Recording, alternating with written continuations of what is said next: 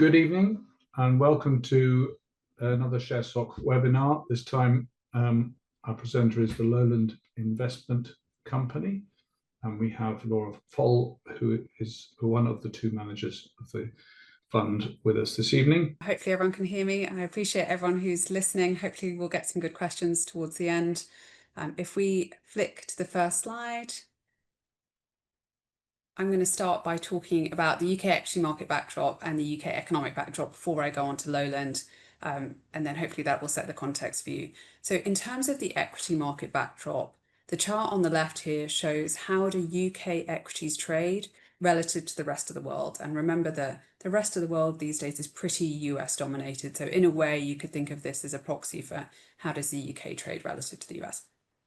And what the chart is showing is that UK equities, this thick line in the middle, normally trade at about 0.85 of what the world trades on. So about a 15% discount to the rest of the world. And then we get Brexit happening, no prizes for when this chart suddenly moves against us. We suddenly go from almost par to a 35% discount to the rest of the world, i.e. the US. So what the chart shows is that UK equities do normally trade slightly cheap relative to the rest of the world, about 15%, but now the figure is 35%. In other words, there's been this moment that's caused the UK equity market to move away from the rest of the world. Now, often when I show this chart, the next question I get is, yes, but the UK doesn't have any tech, which is a very fair point. And obviously our tech weight is very low. We basically have one large cap company called Sage, and that's pretty much it. But even when you look at each individual sector, the UK equity market screams cheap. So what the chart on the right is saying is, okay, just take it by sector and say, how does the UK trade relative to the US? And what it shows is that every single sector in the UK market is at a discount, obviously to varying degrees, with media at one end of the extremes and telcos barely trading at a discount, but there is a discount actually across every single sector. And to just sort of bring it to real life, I was sort of looking for this presentation to try and bring it home to people. If we look at something like a Tesco or a Sainsbury's, both of which we own in Lowland and have owned for a while, they would both be trading on, they've done perfectly well, they're both trading on sort of mid-teens type price to earnings multiple, which is, I think, good and fair. If you look at Walmart in the States, I always find this extremely surprising. Walmart is trading on roughly 40 times earnings. So that gives you a sense at that sort of retailer, fairly extreme end. At the more moderate end, you can see here consumer staples, it's saying here a 20% discount, or to sort of bring that home, if you look at Unilever in the UK, that's trading on roughly 17 times earnings, and P&G in the States would be trading at roughly 20 times to get you to that 20% discount. Now, you might think neither of those consumer staples companies looks particularly exciting, but there is a discount there with the UK versus the US. So to sort of frame, before we go on to talk about Lowland, the UK equity market is cheap, whether you just look at it as a market as a whole or whether you sector adjust it.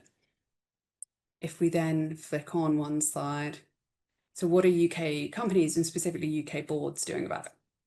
So they can see, if you think you're sat around a boardroom table and you're running a UK PLC and you can see that your shares look lowly valued relative to overseas, something that you can pull, a lever that you can pull with, which is actually within your control, is to do a share buyback. So these companies can see that they get the same data as us that says flows are coming out of the UK. UK equity market has been in outflow since that Brexit date that I mentioned before. What can we do about that? Well, we can go out into the market and we can buy back our own shares. So they're still paying a good dividend. You can see here, UK market's paying about 3.5% yield. It has historically been a good income market, and it still is. But nowadays, not only that, but then we're also getting this buyback yield on top. So it's roughly the same if you think of 3% for each. So we're getting about 6% of the market cap back every year, split roughly half between dividend and buyback. And I think what often surprises people who are following the UK market, they might have picked up on this buyback trend, but it's extending further and further down the market cap scale. So even quite small companies that we hold in Lowland now are often doing a share buyback. And anyone who looks at the RNS announcements from the LSE, the London Stock Exchange, every morning, you will see just buyback announcement after buyback announcement. And that's company boards saying, look, we think shares are cheap. I think, just to present the full picture, ideally, this wouldn't have to be the case. Ideally, UK companies wouldn't see their shares as supremely lowly valued, leaving them vulnerable, and I'll talk about that in a sec.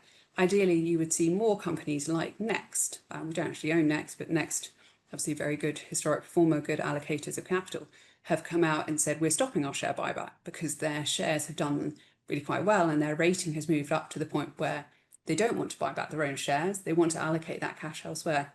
It would be great to see that happening across the UK market, and I hope we see more of that.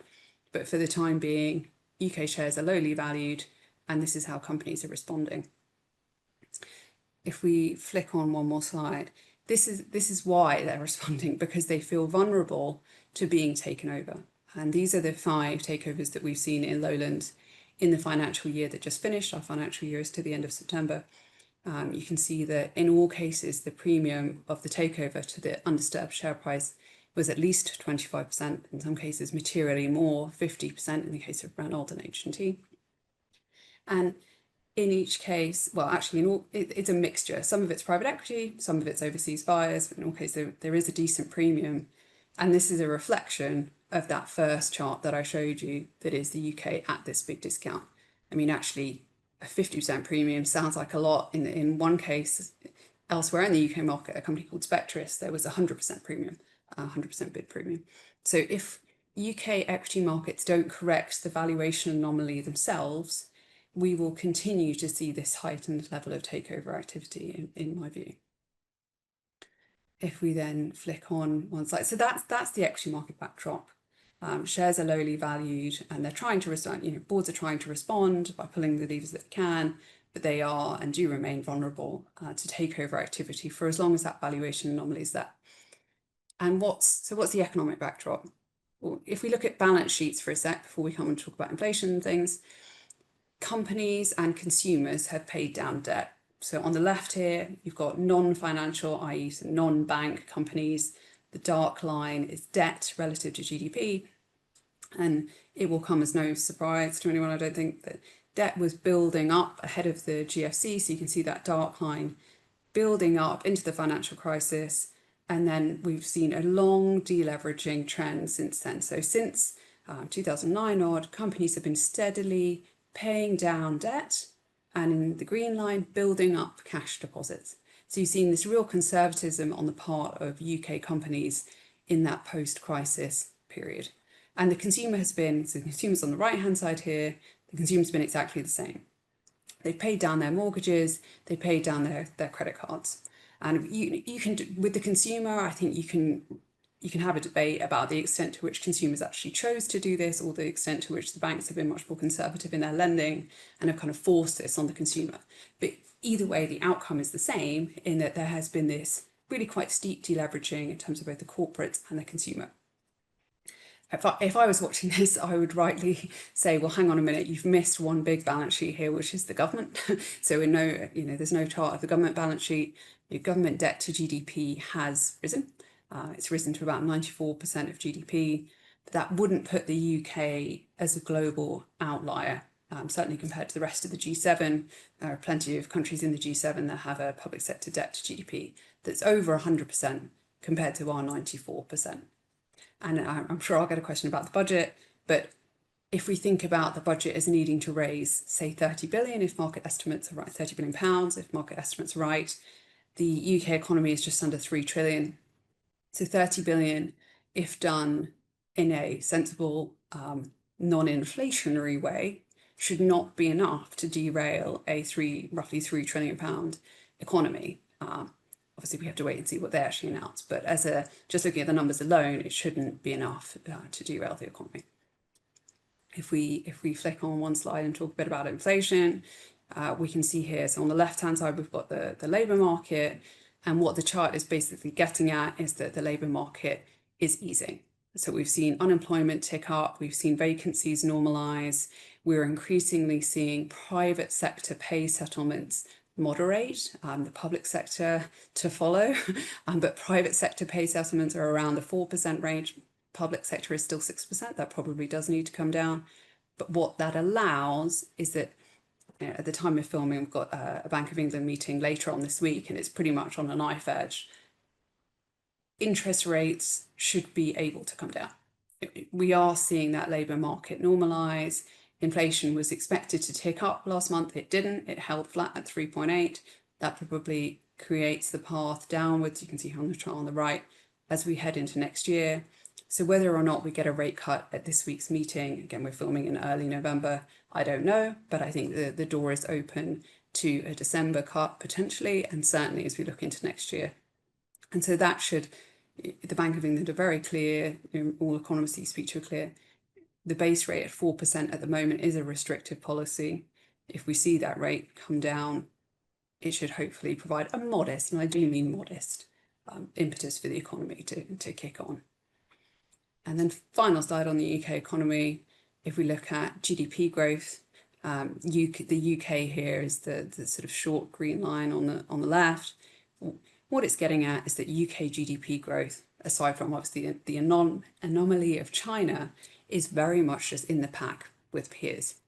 So actually the US is the one that often surprises people on this chart, that the US growth rate is no longer exceptional, it's within the pack.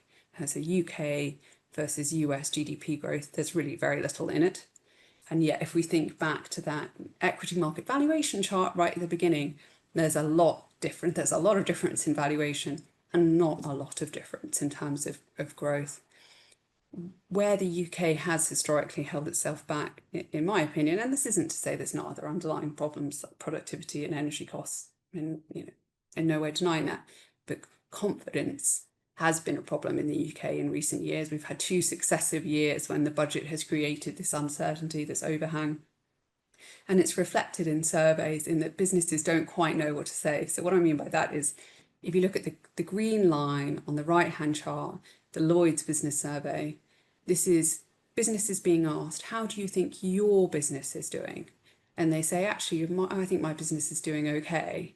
But then if you ask them, well, what do you think? The CBI is more a reflection of, what do you think about the NI increases that you've had as a business? What do you think about the national living wage increases that you've had as a business? You get a more negative response as an understandable reflection of some of the costs that have been put on businesses. So there is this mixed confidence response. But if we get through the other side of the budget, as I said, without more inflationary policies, if we're heading into more interest rate cuts, I think that will be enough to give that modest, and again, I do mean modest, impetus to the economy. So the overall, before we go on to talk about Lowland, the overall message that I wanted to get across is the equity market, the UK equity market, is an outlier in terms of its valuation, but the UK economy isn't. As in, if you look at this GDP graph, you think, okay, the UK is just kind of in the pack. Yes, it's not stellar, but there's nothing particularly bad about it. Whereas you would think that if you looked at some of the equity market valuations. So if we now flick on, let's talk about Lowland. So Lowland sits in the UK income sector, but it's a different kind of trust because it goes all the way down the market cap scale to smaller companies, those on AIM, those on the FTSE Small Cap Index, those on FTSE 250. So the reason that I spent some time talking about the UK economy is that the UK economy matters more to Lowland with its small and mid-cap focus than it would if I were running a larger cap trust. So those larger companies, say the top 20 in the FTSE 100, the AstraZenecas, the HSBCs of the world, they're very international businesses. It wouldn't necessarily matter too much for them whether UK GDP growth is 1.1, 1.2, what happens to UK base rates. Whereas for Lowland, if you drill down into the portfolio, roughly 55% of the portfolio sales of Lowland are in the UK. Whereas that benchmark, that very international larger company benchmark, is more like 25%. So you could think of Lowland, if you wanted to think of it this way, as being about 30% overexposed to domestic UK. So that's why I spent that time giving the context that actually the UK economy is not so bad, that consumers and businesses have good balance sheets, because it matters for Lowland. And what the chart is trying to get at, the sort of pie chart here, is that if you think of the sort of traditional UK income stocks, and for this I've just done a very sort of finger and air proxy and said, look, it needs to have a market cap of over £1 billion, it needs to have a dividend yield of over 3%. That's roughly 40% of Lowland. So 40% of Lowland will have a decent crossover with the rest of the sector that's owning large cap companies, most of which we've probably heard of, the banks, I've given Sainsbury's here. But then the other 60% of Lowland is more different and is often companies, maybe there'll be people on the call that know Elementis and Vanquis and Norcross, but a lot of them at a guess might not. And that's 60% of Lowland. So it is more different. We do go down the market cap scale. And the reason for that, the advantage that we think that brings to our shareholders is that historically, those small and medium-sized companies grow faster. They grow sales faster, earnings faster, and therefore dividends faster. I'll show you the Lowland dividend CAGR as a result of that in a minute. And it also makes mine and James, so I run this alongside James Henderson, and it makes our life easier because less people are looking at those smaller companies. So it's easier if we go out, we meet the management team, we do a site visit, spend time with them, to add value in those smaller companies than it is in Sainsbury's or the banks where you've got hundreds of people realistically looking at those companies. So that's why we have that multi-cap focus. And in terms of the outcome for our shareholders, if we look at this sort of table on the right shows what's driven the relative performance over the last 5 years, and I'll give you the numbers in a minute. But some of the stocks you can see listed here are very much traditional UK income stocks. So the likes of NatWest, the likes of Aviva, Standard Chartered probably would be in a lot of large cap income funds. But then you can also see much more unusual names. So something like Renault, which was, it's actually been taken over now, but it was an industrial chain manufacturer. FBD, which is an Irish, largely agricultural insurer. Even the likes of M&S. M&S has only recently come back to paying a dividend, and a relatively small one. So it wouldn't have been on the list for many income funds. So hopefully it gets across that, yes, Lowland has this traditional income element to it, but it also has more unusual smaller company names in there as well that have contributed positively to performance over time. If we then flick on just a few very basic facts about Lowland, it's about 350 million of net assets. It's trading at about a 10% discount at the moment. That's reasonably unusual, but the way it tends to trade, just so that people have the context, is that people who invest in Lowland tend to know that it is this proxy between larger companies and small and mid cap. So it tends to trade almost 50-50 between the AIC UK income sector and the AIC UK smaller company sector. And the smaller company sector at the moment is trading at, from memory, a low teens discount. So the UK income sector is trading at 4%. The UK smaller companies is 11%, and Lowland tends to trade roughly as a proxy between those two things. So we're probably trading slightly wider than that would suggest, but I think that's probably a reflection of appetite for UK equities, and particularly more domestic ones at the moment. And then just broadly in terms of how we run it, 70% roughly active share. All that tells you is that the portfolio is roughly 70% different from the benchmark. In other words, it is pretty different from its FTSE All-Share benchmark. It has a lot more in small and medium-sized companies. We are not a dividend hero. The board will understandably be frustrated that is because we held the dividend flat 1 year during the financial crisis. Otherwise, we would be a dividend hero. Since the trust was founded in the early 1960s, the dividend has never been cut. And as of today, the dividend is around 4.2%. And we use gearing. We think it's one of the key advantages of the investment trust structure. It's contributed positively to performance over time. That gearing is structured as a mixture of some long-dated debt that we've got into the mid-2030s and a revolving credit facility. If we flick on, just a bit about the investment process, and I recognise this is a very whistle-stop tour, but at the beginning we mentioned this is a very much a valuation-driven process. We're looking for companies that are trading at a discount either to their peer group or to their history, but there isn't just one value metric that we're using. We're not sort of screening the whole market for price to earnings. We're using different metrics for different companies. So I've given 3 examples here because we're using different metrics for each of them. So for Aberdeen, which we've bought within the last, certainly the last 18 months, but it's probably more recent than that, last year, we've bought that on the basis that Interactive Investor, so Interactive Investor as a platform is wholly owned by Aberdeen. So we are valuing Aberdeen on the basis of a sum of the parts, so taking each of the individual divisions and saying what we think they're worth. So it was some of the parts that drove us towards Aberdeen. In the case of Vesuvius, which is a steel consumables company, it was EV sales. So EV is market cap adjusted for debt and just comparing it to the turnover of the company. And in that case, you were paying less than £1 for each pound of sales. And that would suggest, and for a company that's talking about making a teens margin, we thought that looked attractive. And then in the case of Norcross, which is bathroom supplies, it's almost like a Howdens, but for bathrooms rather than kitchens. It's a much smaller company. It's the UK market leader in bathroom supplies. That's on price to earnings. That's trading on roughly 8 times, maybe even a little bit less forward earnings, which in our view looked attractive for a UK market leader in what it does. So it is value as a process, but it's not one metric across the whole market. We don't think that works. You have to be bespoke. And we're paying attention to individual companies and looking for what we see as valuation anomalies. And then the next step is meeting management. We spend a lot of time meeting, and I'm not talking to investors, talking to individual company managements. We probably meet several per week. We would do hundreds and hundreds of company meetings a year. For smaller companies, management team is absolutely key. Probably less so, not to say that large company CEOs don't do a good job, I'm sure they absolutely do, but the CEO and CFO at the smaller company level are crucial in driving that business forward. So we want to spend a lot of time with them. And at the smaller company end, we wouldn't buy a position until spending time with management. In terms of how we construct the portfolio, we tend to start small. We'll often buy around a 0.3% position when we've done that initial management meeting and got comfortable with the holding.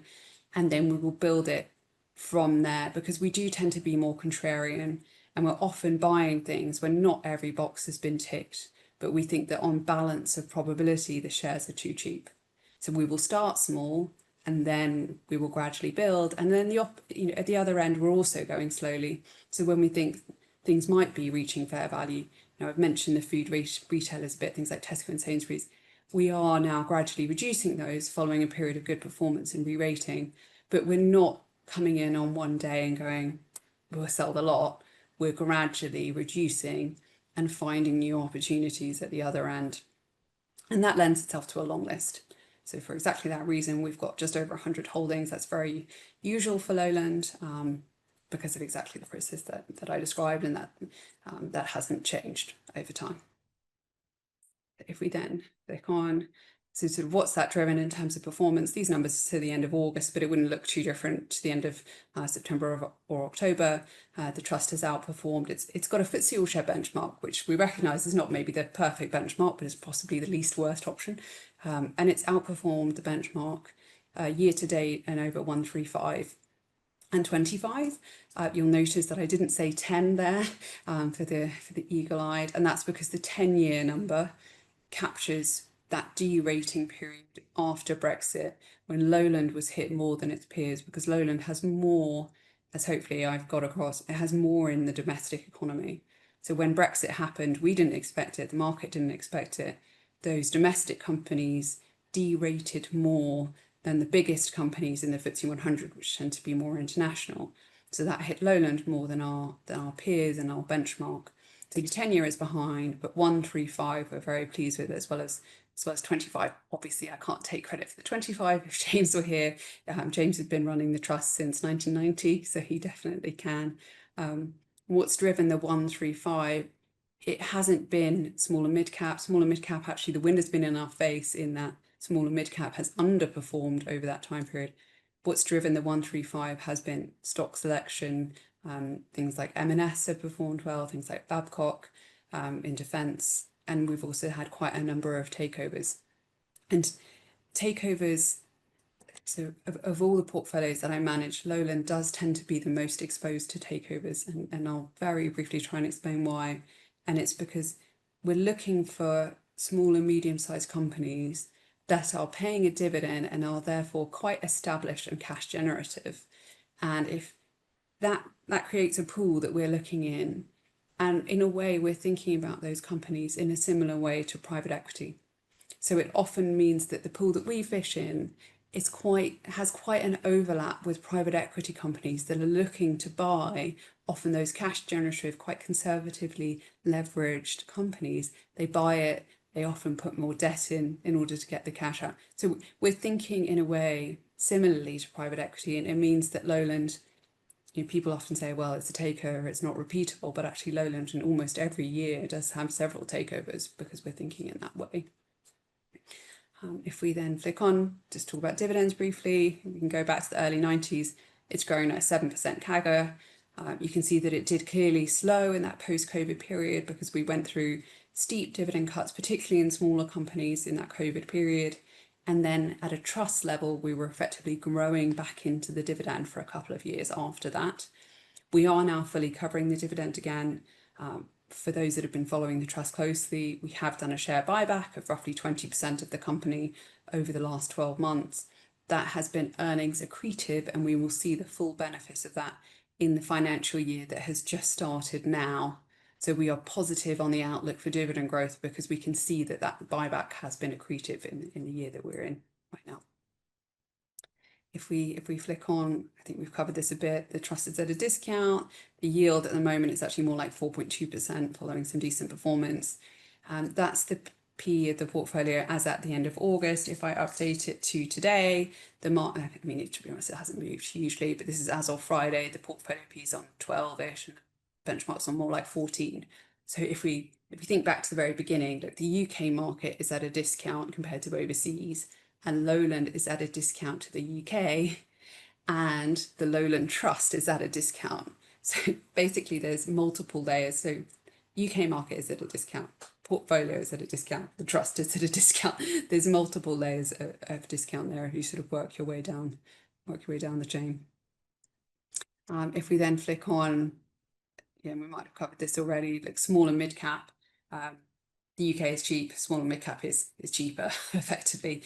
AIM in particular has been a real source of underperformance in recent years, but probably less appreciated. The FTSE 250 has done pretty poorly. I mean, even this is a 3-year time horizon, but even this calendar year, the FTSE 250 is underperformed by roughly 10% compared to the FTSE 100.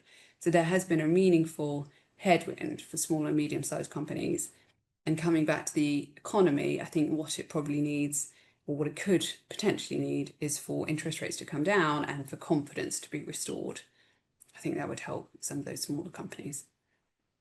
If we then flick on, and this chart is really to address a question I often get about the UK, which is, does the UK have good companies? Does it have a Nvidia? Does it have a Nvidia? I think the answer is no. Does it have good companies? Yes. But they look different to Nvidia. What the UK, I think, has good companies in is compounders, companies that can perform well over the very long term as they continue investing. So Cranswick, for context, so both of these companies are in Lowland. Cranswick is pork and poultry processing. Hill & Smith is galvanizing, i.e. dipping things in zinc to stop them from rusting.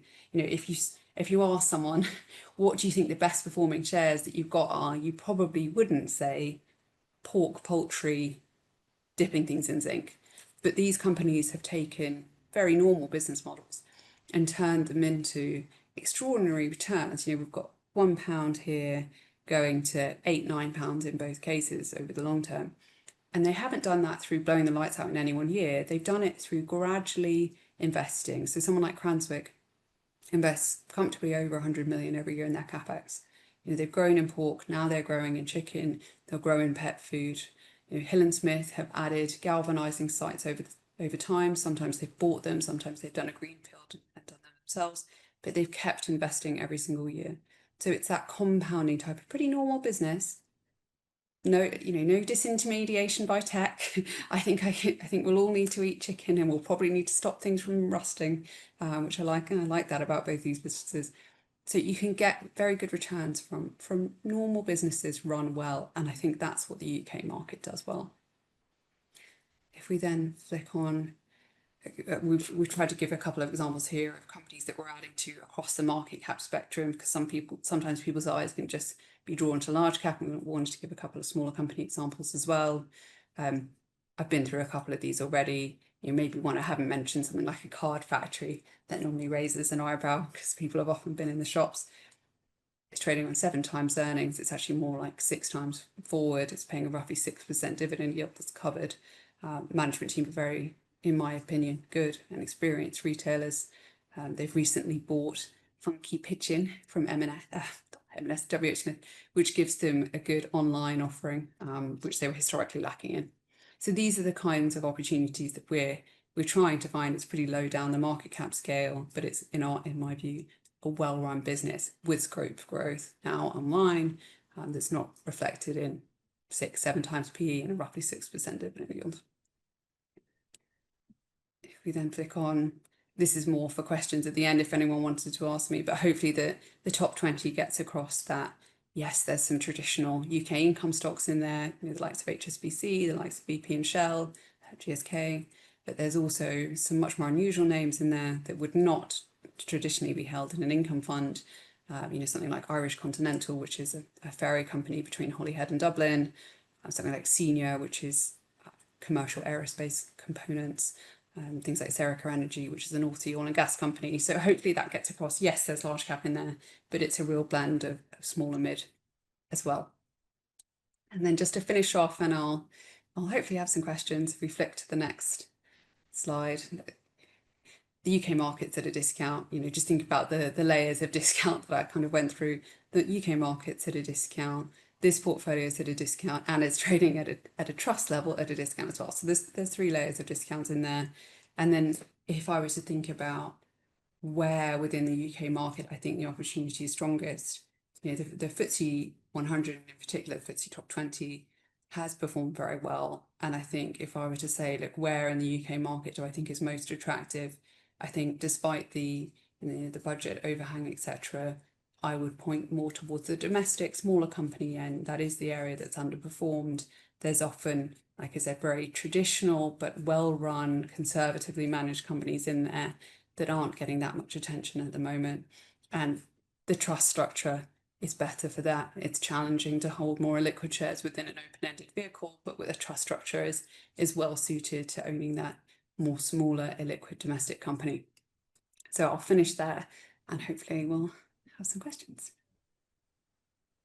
Thank you very much indeed, Laura. I have to say that's quite compelling, with 3 layers of discount sitting on top of 5 years of outperformance, not only of the FTSE All Share, but also of the equity income peer group on the AIC. So generally one sees strong medium-term performance associated with high valuations rather than low valuations. So that's looking interesting.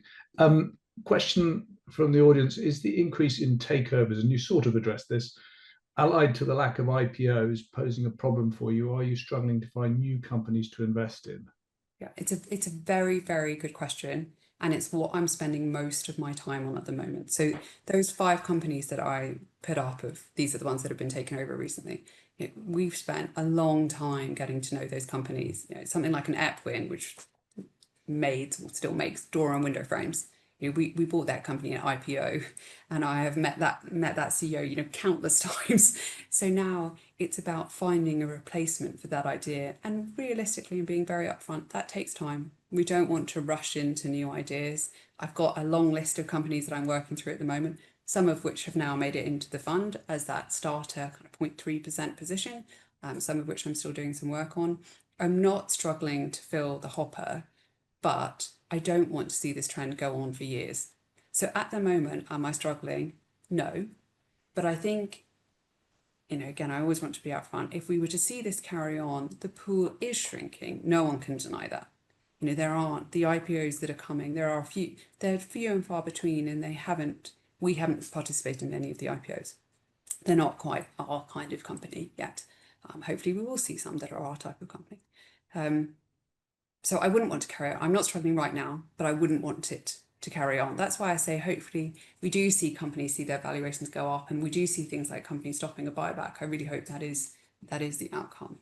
So no for now, but it is a worry for the future. Thank you. And related to that, we're seeing quite a lot of delistings, sometimes delistings sort of looking more like a takeover, but effectively it's management and it's a funder. Those are problematic particularly where they're sort of coercive in nature. They're problematic for individual investors. They're not necessarily problematic for an investment company because you can track those investments into private space. It's not something that you've done. You've got near zero private at this stage. Is that a thought process?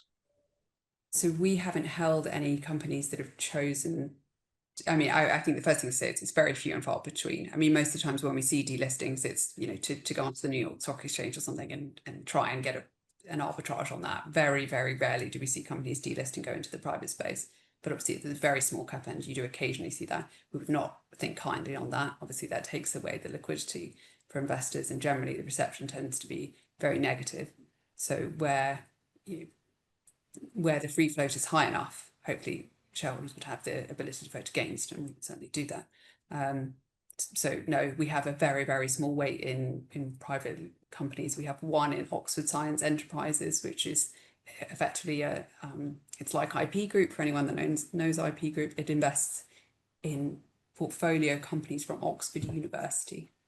So it has a quarterly published NAV, which helps value it, and it's very small in the trust overall. And then we have, I think this goes back to the 1960s, but James would know if he was here. We have one holding in Wadworth, which is a pub group, but both of those unlisted would be comfortably under 1% of the trust, and we wouldn't have any intention to add to the private weighting. Thank you. Wadworth has come across my screen recently as a company that's not very forthcoming with information to its investors.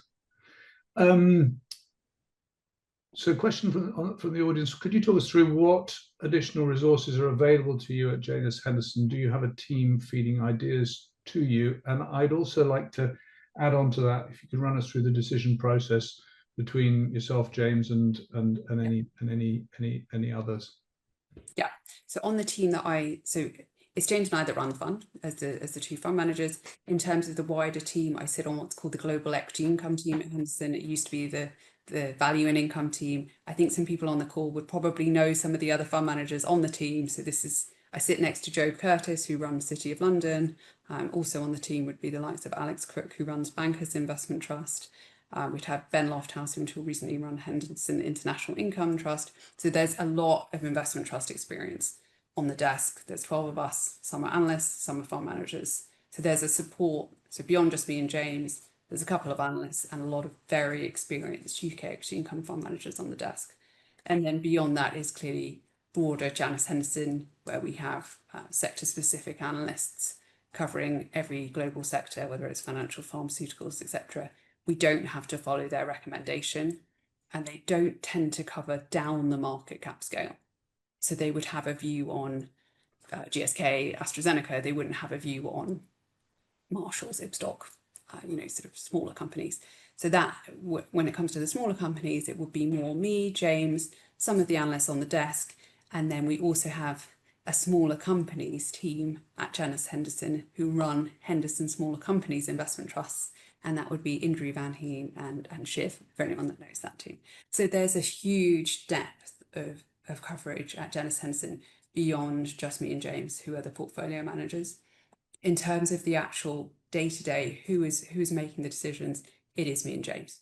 So we would talk, we loosely have sector coverage between the two of us. James would know insurance fantastically well. I would tend to cover more consumer, pharmaceuticals, sometimes industrials. So we tend to split sectors between the two of us, but it's ultimately the two of us that make the decision with the use of this broader team. Thank you very much. And another question is how the investment trust structure lends itself to your portfolio? How much further down the market's cap spectrum can you invest because of your investment trust? Yeah, it's a very good question. We can go significantly further down the market cap scale being an investment trust than we would be able to in an open fund. So open-ended funds, for completely understandable reasons, very legitimate reasons, as a result of the structure, can't generally these days go beyond a certain market cap level, whereas we can in investment trusts. We know that we've got a fixed pool of capital. So it's a real, if you think that the smaller company end of the UK market is where the value is, it doesn't have to be Lowland, but an investment trust structure is better to be able to take advantage of that than an open-ended fund. And then there are other more structural advantages of income, so you can make your income a lot more predictable if you're in a trust structure, and gearing, I think you can make better use of gearing. So there are, in my view, there are a number of advantages to the investment trust structure, and the ability to hold a liquid is certainly one of them. Thank you. And you mentioned that many companies are buying back shares. If they're prioritizing buybacks over dividend growth, is this inhibiting LWI's ability to grow its dividend? Again, a really, really good question. So what we're seeing is that special dividends are not always, but often dropping off. So it's not that companies are cutting their ordinary dividends to pay a buyback. It's that they're special that would often give us a sort of buffer to put into the revenue reserve is falling. We have had a small amount of special dividends from the occasional share like Dunelm, but it is pretty few and far between actually. And most companies, the likes of the non-life insurers would historically have been a good source of specials for Lowland and no longer. So we've got the benefit of the accretion from that share buyback that we did earlier on in the year. And it's, the board make the dividend decision, not me, but if I were the board, I would say, look, I'm going to bank some of that and maybe spread it over a couple of years, thinking that those specials, well, unless the valuation of the UK market suddenly changes, which would be great, but I think we will probably not see those specials come back in a meaningful way for a while. So I might look to spread that over a couple of years, that buyback accretion. And a related question, I'm not sure I understand entirely. Hi, can I ask what Laura's view is of enhancement to the dividend payment? Yeah, so I'm guessing, and the person can write if I haven't read that correctly, whether we distribute out of capital, because you are seeing some of our peer group pay an enhanced dividend that's effectively just a capital distribution. I don't agree with that as a policy. And the context for that is that during COVID, Lowland did pay out of capital because we saw smaller companies cut their dividends roughly 50% during that COVID period. So we were paying out of capital at that point. And the reality of paying out of capital is that you are going through the portfolio all the time thinking, what do I need to sell to pay that dividend? So people have a view of revenue reserve, of it's a sort of pot of cash over here that you're paying out of. Well, the reality is that dividends are cash payments going out the door. And in order to fund them, if you're paying them out of capital, you're constantly going through the portfolio selling in a way that you wouldn't otherwise do. And I think doing that for Lowland I'm not saying it's the wrong thing to do, but it did definitely set us back because we were forced to sell some things that went on to perform very well after COVID. We all saw the market rally that happened after COVID. So I'm not in favour of doing that. The dividend is a natural dividend that comes from the income from the portfolio. Hopefully that's clear, and hopefully that answers the question. It does. I got a yes, but there's a follow-on which says, but if buybacks and dividends bring in 6% as mentioned earlier, how would shareholders benefit from the buybacks? Yeah. So the way shareholders benefit from buybacks is that the EPS growth should be higher over time.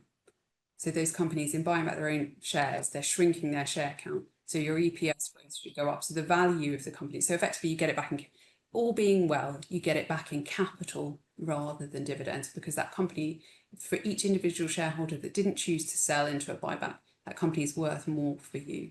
So you should see it in the price rather than the dividend. Thank you. You mentioned earlier on all the portfolios that I manage. You're spread across how many trusts or portfolios? So the other trust that I manage, again, alongside James, exactly the same structure, is Lord Venture. Okay. And then I also manage an open-ended fund, which is relatively small, called Janus Henderson UK Equity Income and Growth. Okay. Yes. I sat on a panel with you for when you were representing Lord Venture, so I knew that answer. Can you talk a little bit about portfolio? I believe you're about 80 to 90 holdings, just concentration and conviction. The holding number is roughly 100, just over. That's very usual for this trust. This isn't a conviction. I don't want to give anyone the wrong impression. We do not run this as a conviction portfolio, and that's very deliberate. Conviction portfolios obviously work very well for a certain type of fund manager, but being contrarian and value, when we're buying some of these smaller companies, use something like a card factory. You know, we would not want to put 2 or 3% of the fund in that holding, and I don't think it would be appropriate actually from a risk perspective to do that. You know, we are buying companies where there are question marks about it, and that's why they are. We think that on balance the shares are too cheap, but that's why they are trading cheaply. And so, as I said, there are portfolios that are more going after quality, you know, compounders that can hold a short list. That's not how we run the fund, and I wouldn't anticipate that changing. Fantastic. I've got a last question that's popped in. How high would you run up a holding? Do you have a hard rule on trimming? There's no hard rule, and it tends to vary with the size of company. So something like HSBC, which is the big, you know, HSBC is a roughly 5% holding at the moment. We tend not to go above 5, but 5 is obviously quite a large holding. But the HSBC in our benchmark is 7. So we would let something like HSBC get to 5. We might, I mean, the direction of travel for that would be down rather than up. But for a small and medium-sized company, we wouldn't let it go through 3. And at 2, we'd give it a good review. But it does depend on the size of the company.